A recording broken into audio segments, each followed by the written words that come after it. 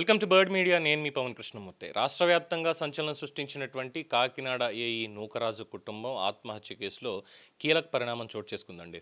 ఈ కేసులో ప్రధాన నిందితుడిగా ఆరోపణలు ఎదుర్కొంటున్నటువంటి pro rifle shooting coach Sheikh Sadiq ఖాన్ని కాకినాడ జిల్లా పోలీసులు ఢిల్లీలో అదుపులోకి తీసుకున్నట్టుగా సమాచారం. నూకరాజు కుటుంబం ఆత్మహత్య తర్వాత కొన్ని రోజులుగా పోలీసులకు చిక్కకుండా తప్పించుకు తిరుగుతున్నటువంటి ఈ సాదిక్ ఖాన్ పోలీసులు పట్టుకున్నట్టుగా తెలుస్తోంది.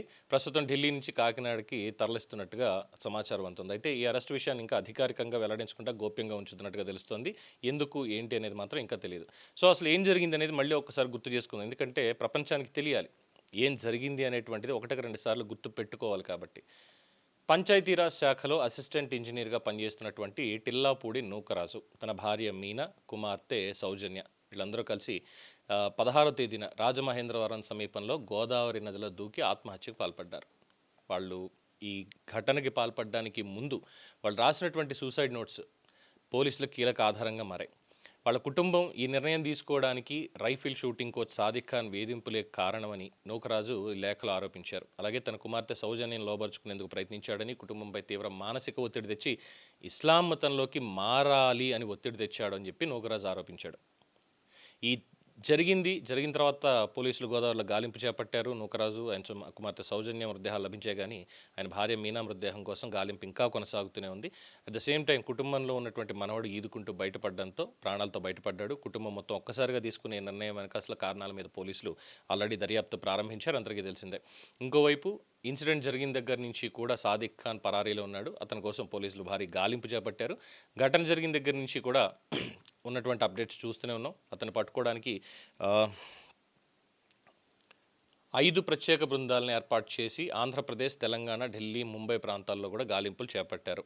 పోలీసుల నుంచి తప్పించుకునేందుకు తన మొబైల్ ఫోన్ ఉపయోగించకుండా తరచూ ప్రాంతాలు మార్చుకుంటూ జాగ్రత్తలు తీసుకున్నాడు ఈ సాదిక్ ఖాన్ అనేటువంటి నిందితుడు. అయినప్పటికీ కూడా ఈ సాంకేతిక ఆధారాలతోటి అతని కదలికలు గుర్తించి పోలీసులు చివరికి ఢిల్లీలో అదుపులోకి తీసుకున్నట్టుగా తెలుస్తోంది.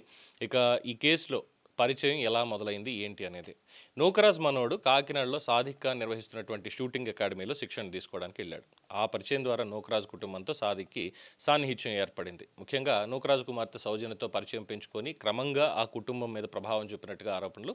ఇంట్లో బంగారం, నగదు, ఏటీఎం కార్డులు, విలువైనటువంటి పత్రాలు ఇవన్నీ కూడా అతడి నియంత్రణలోకి వెళ్ళినట్టుగా కుటుంబ సభ్యుల ఆరోపణ. అయితే దీంట్లో ఇంకొక మరణం కూడా కీలక మలుపుగా మారింది. అది సౌజన్య భర్త జగదీశ్వర్ రెడ్డి జూలై 2వ తేదీన మృతి చెందడం. ఆ తర్వాత వెలుగులోకి వచ్చిన కొన్ని అంశాలు పోలీసులు దర్యాప్తుని మరో కోణంలోకి తీసుకెళ్లాయి. ఈ జగదీశ్వర్ రెడ్డి మృతి మీద ఆయన తండ్రి భాస్కర్ రెడ్డి పోలీసులకు కూడా ఫిర్యాదు చేశారు. పోలీసులు స్వాధీనం చేసుకున్న సౌజన్య రాసిన లేఖలో సంచలన ఆరోపణలు కూడా దీంట్లో ఉన్నట్టుగా తెలుస్తున్నటువంటి అంశం. తన భర్త జగదీశ్వర్ రెడ్డికి సాదిక్ ఖాన్ విషపూరితమైనటువంటి ఇంజెక్షన్ ఇచ్చి చంపాడు అని ఆరోపించింది. అలాగే తన ప్రైవేట్ ఫోటోలు అడ్డం పెట్టుకుని బ్లాక్మెయిల్ చేశాడు. ఆస్తుల కోసం తనని, తన తండ్రి నూకరాజుని కూడా చంపేస్తానని బెదిరించాడు. ఇది ఆ లేఖలో ఉన్నది. అలాగే మతం మార్చుకోవాలని ప్రత్యేకంగా తన మీద, వాళ్ళ కుటుంబ సభ్యుల మీద కూడా ఒత్తిడి తీసుకొచ్చాడు.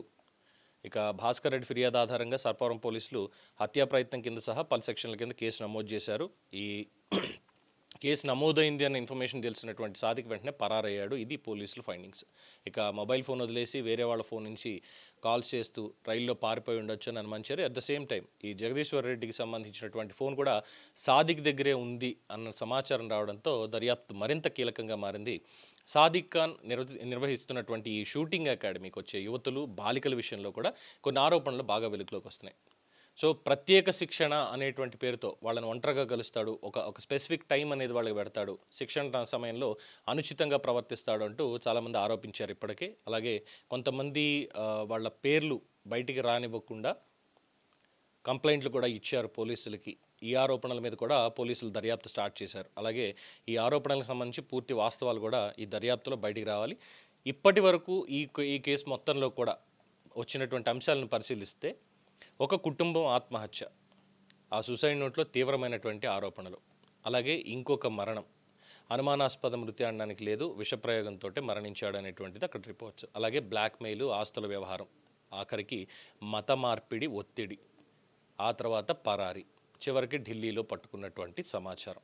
ఇది కాకినాడ అయ్యి నూకరాజు కుటుంబం ఆత్మహత్య కేసు కీలక దశకు చేరుకున్నటువంటి తరుణంలో ఇప్పటిదాకా ఉన్నటువంటి టైం లైన్.